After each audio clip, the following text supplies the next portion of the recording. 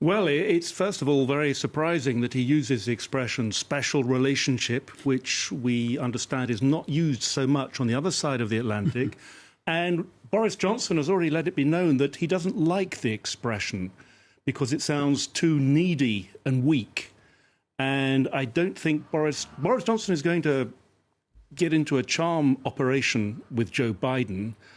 But it looks as if Joe Biden is already starting the other way around and making a speech like that, which recalls, the days of Normandy, of the closest cooperation. On the surface, things look to be getting off to a good start. John Henley, you agree? I think the dynamic has changed. I think Brexit has changed the dynamic.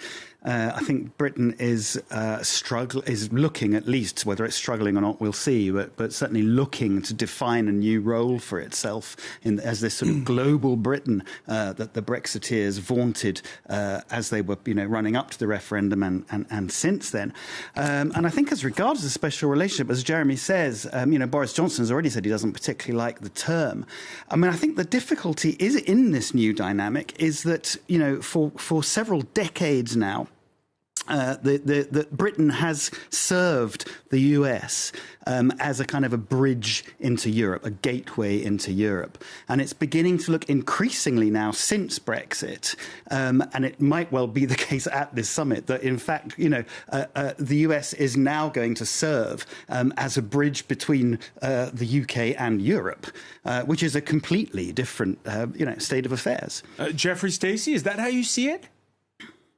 I actually think the bigger dynamic is the rise of China and the not so fast fate of Russia. This is really what has bailed Johnson out in the eyes of the U.S. and in the eyes of President Biden.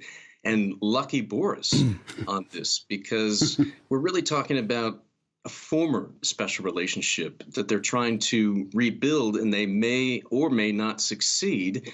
Boris needs it to succeed more than Joe does, but it is a surprise that President Biden used that phrase in the speech. Really, the time will tell. There's a test for both leaders here, but the big reason why they're getting along, especially in front of the cameras, maybe a little less behind, but probably that won't be an issue either. They've got to get ready to stand together against Russia in the upcoming summit in Geneva.